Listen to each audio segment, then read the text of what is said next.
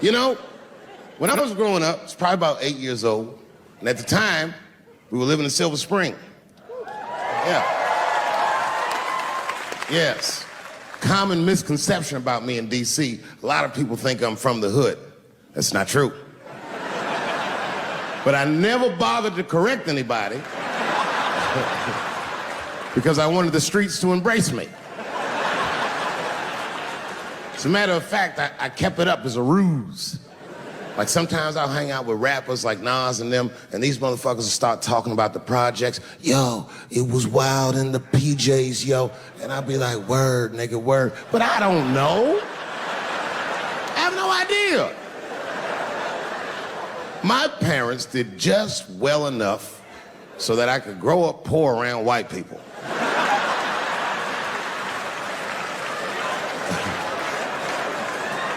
And to be honest, when Nas and them talk about the projects, nigga, I used to get jealous because it sounded fun.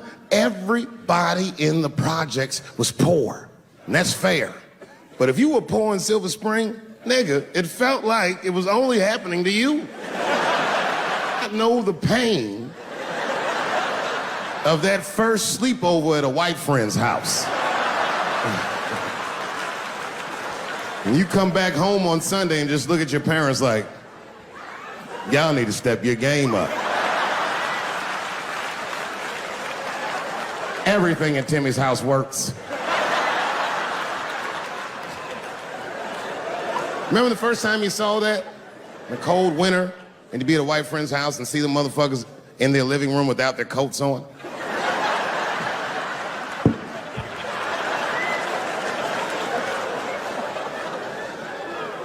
Timmy was one of my first white friends, like, in my life, man. He was a good dude, too. He moved to Silver Spring from Utah, of all places. I guess his family was affiliated with that Mormon church they got down there, and me and him used to hang out. And one day I was at his house, we were just hanging out, and Timmy says, Dave, why don't you stay for dinner tonight? I said, oh, man, I'd love to, but I can't. If I'm not home before dark, my mother will kill me. That was a lie. My mother had several jobs. I hadn't seen her in like 3 or 4 days. At that point in my life, it was my experience that white dinner wasn't delicious.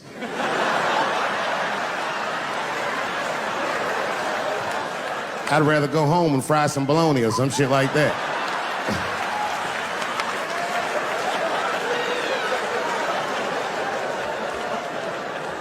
But then old Timmy threw me a curveball I wasn't expecting. He said, oh, it's too bad you can't stay, Dave, because Mom made stovetop stuffing.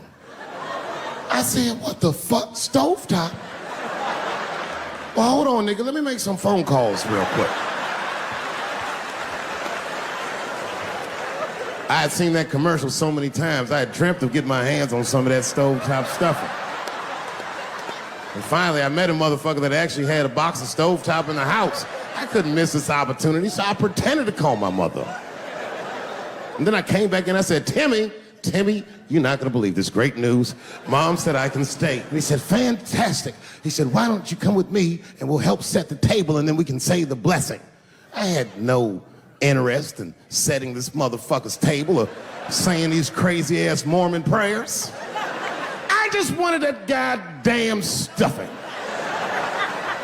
My hands first. My plan was simple. Wash my hands slowly, and by the time I'm done, the table will be set, the blessing will be said, and all that there will be left to do is eat. Went to the bathroom. I washed my hands very slowly. I must have been in there for about 10 minutes. And suddenly, one of his mothers came to the door.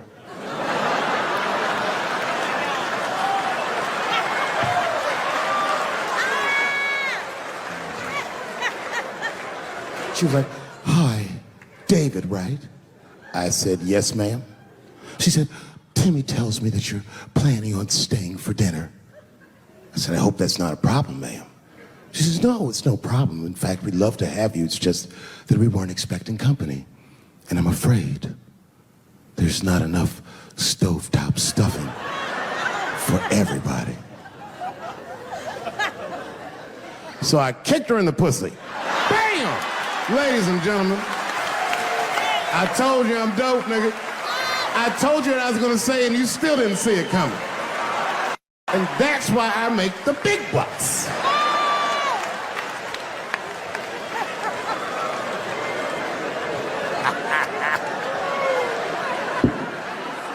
Oh my God. But there's a more important reason that I would stop doing comedy right now. And this reason is the real reason that's been percolating, and it really is the crowd, not you. I'm talking about the crowd on the big stage. It's too hard to entertain a country whose ears are so brittle. Motherfuckers are so sensitive, the whole country is turned into bitch-ass niggas.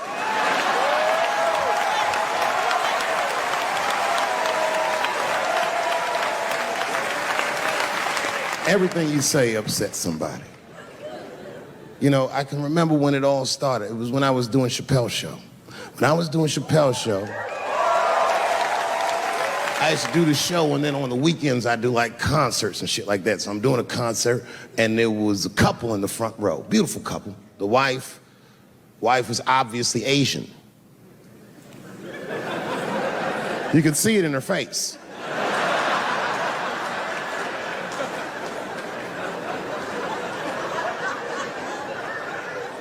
The husband, this motherfucker was mysterious, to say the least.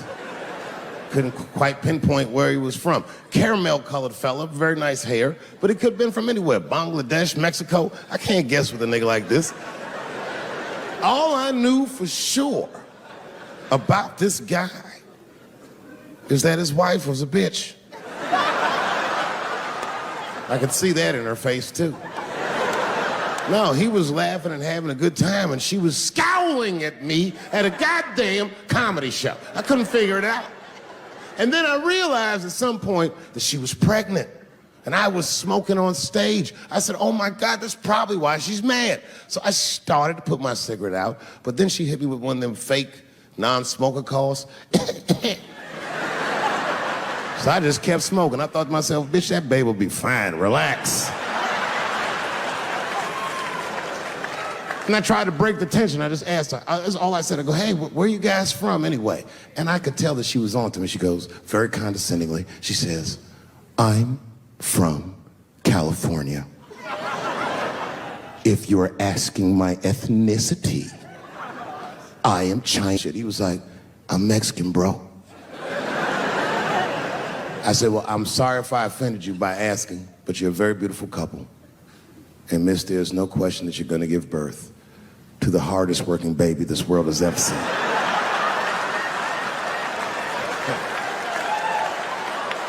That's not a bad joke. She got very upset. She got up to leave immediately, but she didn't just leave. She had to take one last dig at me on the way out. I will never buy one of your fucking DVDs again, Dave Chappelle. I said, ma'am, with all due respect, Chinese people don't buy DVDs.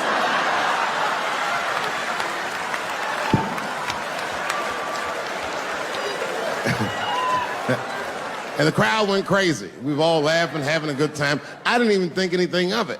And then just 3 days later, this lady sends a fucking letter to my promoter telling him not to book me for shows anymore because I was, quote, racist, and I'm quoting her, insensitive to the nature of my interracial marriage. I was like, word, bitch, I was.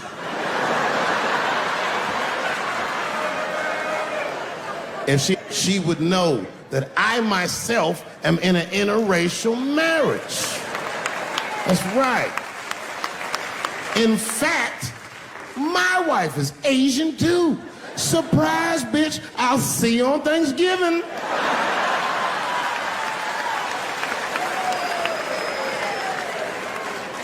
But my wife's not Chinese. She's Filipino. That's right, that's right. And our kids are Puerto Rican somehow, so there you go.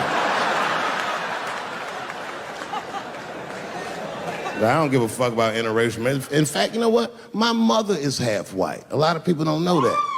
Well, all right, you were a little too excited, but okay. A lot of people don't believe me when I say that, but it's true. You can't tell looking at me, but if I grew my hair out,